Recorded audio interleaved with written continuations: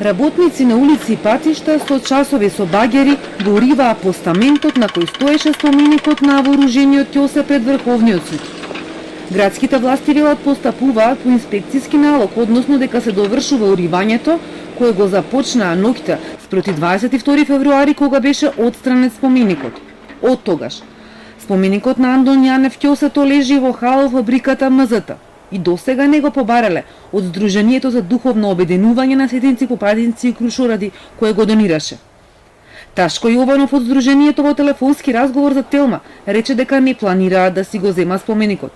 Велат дека го поклониле на градот и тоа е сега нивно.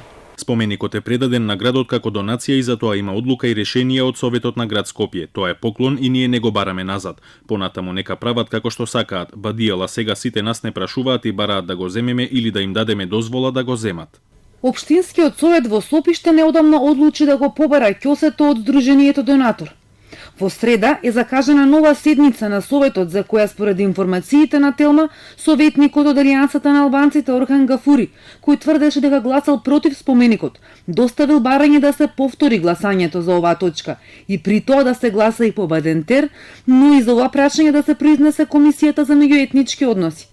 Председателот на Советот Јане Мицевски денеска беше недостапен на телефон за коментар. Но судбината на ќосето и уште 4 други споменици донација на Сдруженијето на Јованов е неизвестна и поради судскиот спор во граѓанскиот суд, како што претходно објави Телма. На крајот од април треба да започне судскиот спор, во кој Рудници и Железарници институт неколку години по поставувањето на спомениците бара од Сдруженијето 600.000 евра за ненаплатено лиење на спомениците. Јованов денеска ни тврдеше дека не слушнал за овој судски спор, ниту пак дека добил покана да се појави, а за долгот не сакаше да говори. Скопје 2014 е една од финансиските истраги на СЈО, преку кои се испитува дали и каде се одливале пари од земјава. Нормално е дека го работиме повеќе време уште од почетокот Скопје 2014. Се надевам дека побрзо ќе излеземе со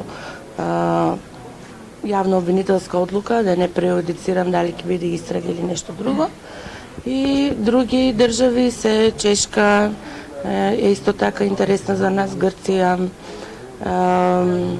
Британија, еве Холандија и така натаму.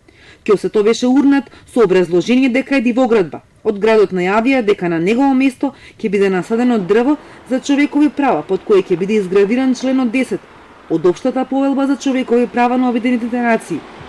Работната група за Скопје 2014, формирана од Министерството за култура, освен кај ќосето, откри нерегуларности кај повеќе споменици и објекти од проектот, меѓу кои и на Александар Македонски, Филип II, Порта Македонија и Мајка Тереза.